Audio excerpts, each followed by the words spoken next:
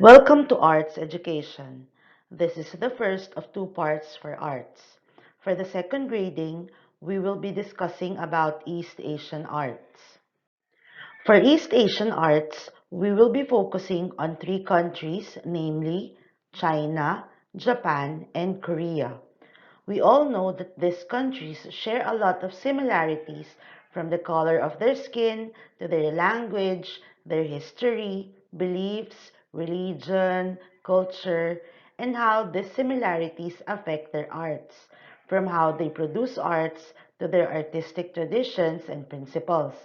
You will learn in this grading the different arts and crafts of China, Japan, and Korea, such as painting, calligraphy, pottery, paper kites, knot tying, wood block printing, ukiyo-e, and paper cutting. Today, we will be discussing about Chinese, Korean, and Japanese painting, calligraphy, and face painting. Art is an imitation of life. If you've watched Ice Age, you will remember the scene where there are drawings on the cave wall which reminded them of their family and their past. Because art is prehistoric and people before drew on the cave of the walls using rocks, depicting what they see in their everyday lives. They imitate what they see in nature. In the Philippines, we also have this in Angono Rizal. There is a preserved area there, a wall on the side of the mountain, where 130 plus carvings of different animals and people are drawn on.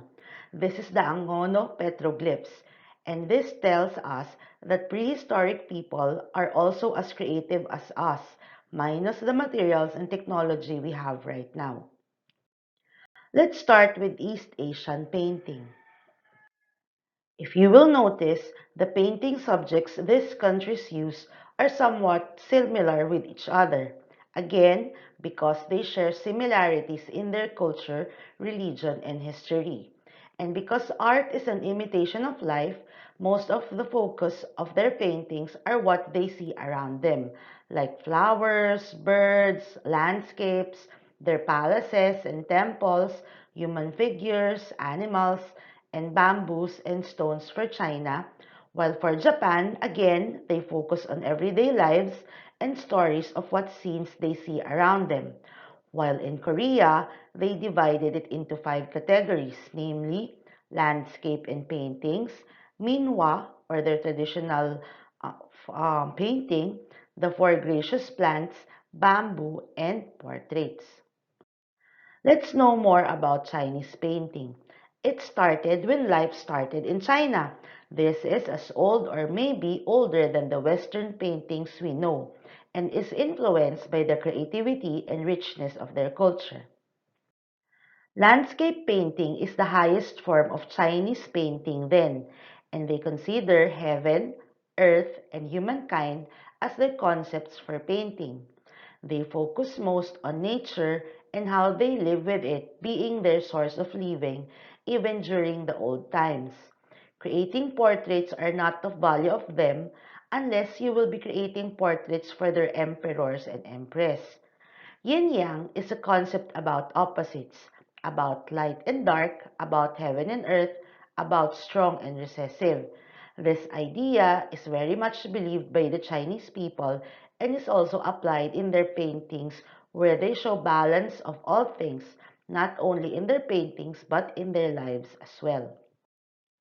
Before, silk was the only medium they used to create paintings. But when Kai Lun invented paper, yes, paper was invented by the Chinese. They saw that they can also create paintings in paper, and it was the start of the widespread of making paintings in China, for it is then cheaper and more economical. Also, the different ideas of the different religions on Confucianism, Taoism, and Buddhism played an important role in East Asian art, and the understanding between nature and human was also evident in their paintings of landscapes and nature being labeled as the metaphysical Taoist aspect of Chinese painting. There are six principles of Chinese painting that makes their artwork interesting and realistic as introduced by Si Hem, a writer and art critic in the 5th century in China. He believes that rhythm and movement should be observed in paintings. There should also be spaces so that the paintings is not too crowded and the eyes can look at it to rest. He also suggested that brushes used for calligraphy should also be used in paintings for it creates soft strokes. The use of color should be correct and realistic. Tradition should be regarded and art as imitation of masters' artworks should be considered. And lastly, copying of the correct proportion of the objects and nature is important to make it more realistic. Now let's go to Korean painting. Historically, it was only in the 108 Common Era time when it first appeared as an independent form of art in Korea, and it was highly influenced by Chinese painting. Subjects used for their paintings revolved on landscapes, facial features, Buddhist ideas, and an emphasis on celestial observation followed because of the development of Korean astronomy at that time. Temples with backgrounds of nature like mountain and water are also created, and their paintings relied most on portrayal of nature and how people see nature and the world.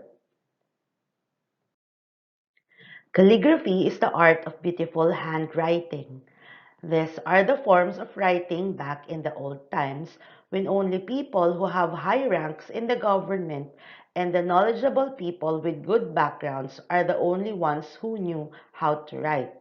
This is done on silk or paper with brush dipped in ink of black or other colors and is glided softly on the writing medium to create these handwriting fonts as seen in this slide.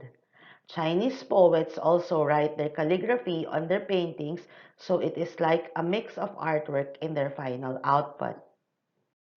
These paintings, together with their calligraphy, are created on scrolls which are hanged on walls, mounted on folding screens, or in other media where they can put it on. These are examples of Chinese calligraphy.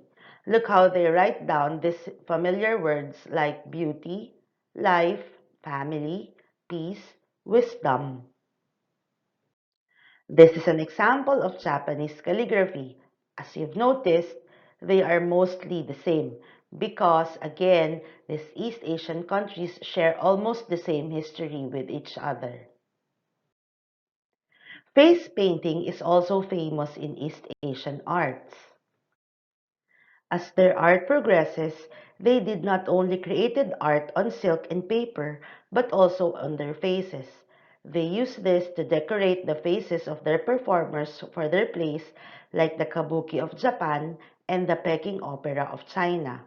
They used their faces as their canvases, while in Korea, they use masks and decorate it too as well. The painting on their faces are not randomly picked, but has something to do with the roles they play. Jingzhu Lianpu, or the face painting for the Chinese Peking opera, is done in different colors based on the personality of their roles in the play. The hero type, or the bida, use a simpler design and color, while the contrabida have more complicated design on their faces. Lianpu, or false mask, is their traditional special way of makeup for the character of their Peking opera. Guanju. The color red indicates devotion, courage, bravery, uprightness, and loyalty. Red is usually used by the Bida.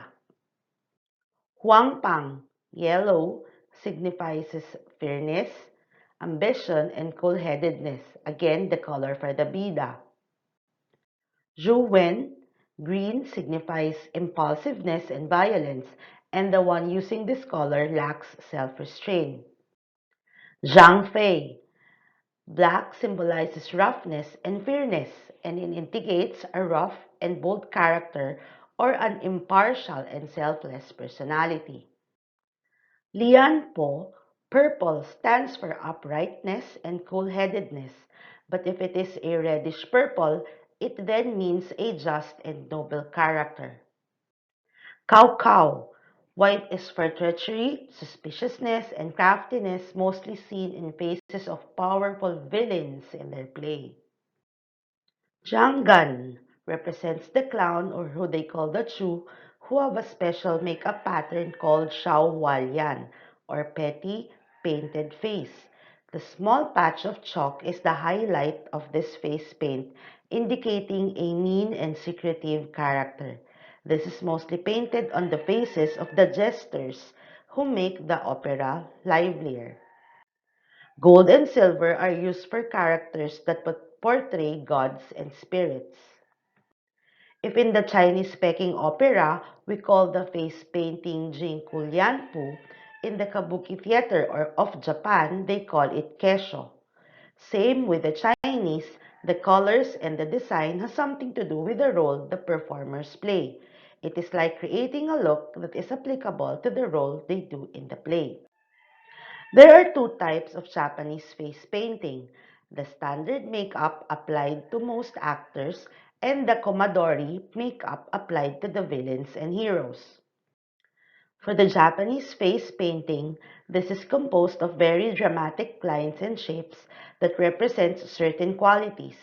Dark red is usually used for passion and anger, dark blue for depression and sadness, pink for youth, light green represents calmness, black for fear, and purple for nobility. In Mukiguma and Sujiguma, lines are painted on the actor's face and then smudged to soften them. These makeups plus the perfume they use is highly significant to the stories and the roles they play in the kabuki theater. Korean masks, or they call tal, originated from their religion. These masks are used for funeral services to help banish evil spirits and in shamanistic rites inside temples where they were honored with offerings. It is also used in their theater plays. I think you've watched this from the period K-drama that you've seen, where the ones playing theater on streets wear masks to keep their identity from their audiences. And it is also used to attract more audience to watch them. This started around the 12th century in Korea. Colors also represent personalities in the Korean masks. Black, red, and white masks are bright and vibrant colors that help establish the age and race of the performer. Half red and half white masks symbolizes the idea that the wearer has two fathers who is Mr. Red and Mr. White, while dark-faced masks indicate that the character was born from an adulterous mother. These colors and designs help the audience identify the characters in their theater plays. They also add moving parts like for winking or shifting eyes and for moving the mouth. Also, a black cloth is draped at the back of the head to create a hair idea of the mask and make it 3D. For your activity on coffee painting, kindly check your FB group for the instructions. For assessment, kindly check your FB group for the link. This is the first of two parts for art education for the second grading. Thank you, and I hope you've learned something from watching this video. Stay safe, everyone!